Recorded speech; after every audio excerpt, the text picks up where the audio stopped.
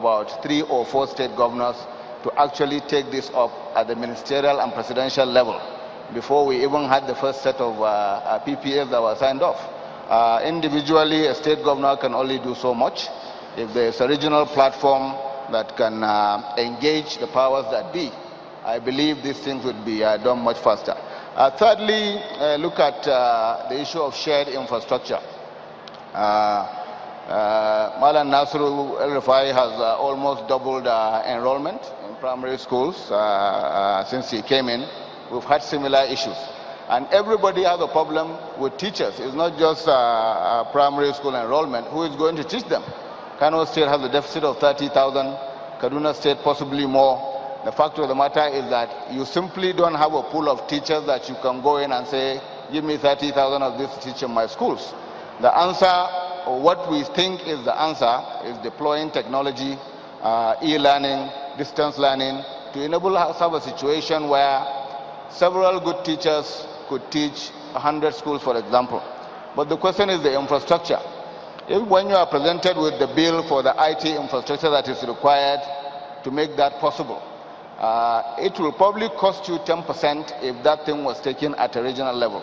If all of us could put together, get somebody to deploy infrastructure across, and this can not just be used for education, but for virtually every other thing as well. We're seeing how IT is impacting on agriculture. We're seeing how IT is impacting on market. Markets that were hitherto unknown are suddenly being opened. But we need this infrastructure. It's expensive. It's not something that Jigawa State can take on its own. But if we have this regional cooperation, I believe we can put our heads together and chip in to deploy these resources.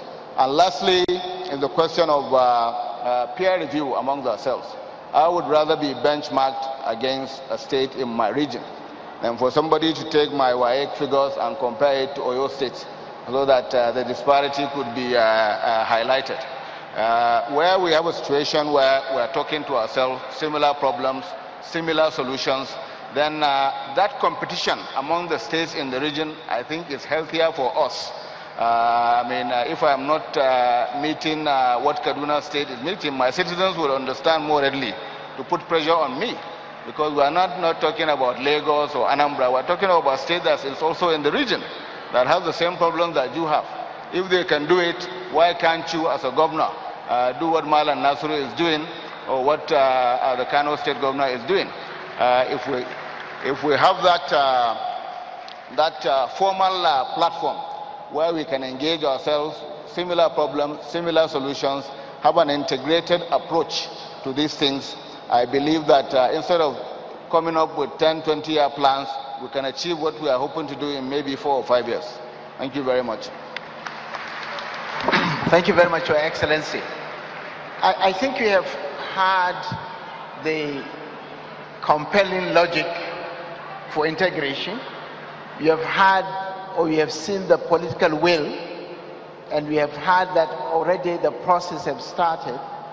And I'm sure I can take the permission of Your Excellencies to announce that there is already a charter which has already been developed for the 7 governors of the Northwest to sign to begin the process of integration.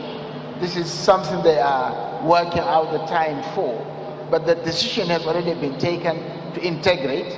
The charter is ready. It's a question of finding the time, which will be in the coming few weeks, to sign, to begin the actual process. When we were developing the programs for the 7 states, it was obvious certain value chains, have already brought the states together. If you take the cotton value chain, for example, 60% of the whole cotton production in the country is from Kaduna State. But majority of the generaries, I think about 60 or 70% of the generaries, are all in Zamfara State. And the textiles are between Kano and Kaduna. So you can see, once you take the cotton value chain, it necessarily integrates these states together.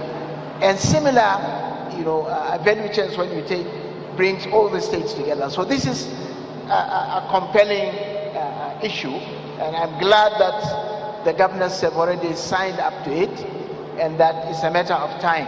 And I know there are lots of other things that are coming. And I recall one of the tasks they asked us, or they gave us as Ariwa Research and Development Project, was to find markets, especially in the Arab world. And when we started, we were surprised with the amount of market, or the huge market that is out there for our agricultural products. We discovered that a lot of the agricultural products that the Arab world gets come as far away as from Argentina and Brazil.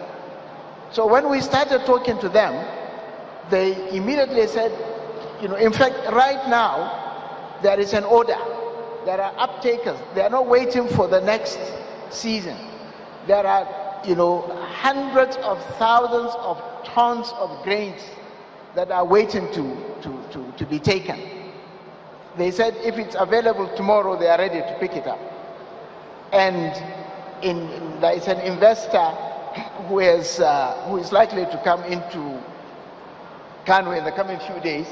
And the idea is to see how they can build one of the biggest abattoirs to supply different type of meat products, to both local market and and this will help us, resolve some of the cattle farmer kind of, conflict, because then a new way of, herding will now develop, and a new way of marketing the products will develop. So these are the kind of potentials that are there. We can keep talking and talking about them. Time will not allow us to. I would want to thank Your Excellencies for the inputs you have made, and I request you, if there are a few questions from the floor or comments, maybe we can take 3 within a very short time. But comments have to be straight to the point, maybe 1 minute if you can, so that we can get them. We can take 3 from the time that has been allotted to us. And I would like to start with a lady's hand from this side. Can somebody holding the mic bring it this side? Right. Can you let us know your name, please, and be, precise and straight to the point? Your Excellencies, Dr. Bugaji, my name is Fatima Umaru Aliu Shinkafi. I'm the Commissioner of Commerce and Investment from Zamfara State. I commend you on this and congratulate you for this noble effort for integrating the northern states. My question is a question and it's a statement.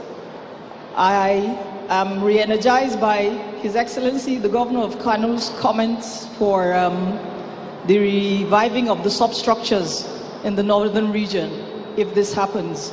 And the charter that is about to be signed hopefully will avoid analysis paralysis, as I picked from the Governor of Kaduna once. The reintegration and re-engineering of the substructures in the northern economy need deliberate steps and actions beyond the charter, which I'm happy is about to be signed by my excellencies on stage. The deliberate actions for the reintegration and re-engineering of the substructures in northern Nigeria, in the contiguous states that these 7 states represent. What deliberate actions can we inculcate into this document? Is there climate change? Are there machineries that will be relevant to environmental problems we have? And while I'm not a feminist and I'm not here to push a feminist agenda, the disenfranchisement, the exclusion of almost 50% of the female population, the capable, intellectually capable female population in northern Nigeria that can contribute economically and socially to development of the north, I think is a little disenfranchised. How do we plan to inculcate gender? Thank you very much. Your Excellencies, I would like to suggest we take all the 3 questions together, and then each one of you can have a go at an aspect of it. So can we move to this section? There is somebody who is already standing. Is itching to ask. I can see him quite desperate. Can you please give him the phone? standing there on the screen. Yes, please. Remember to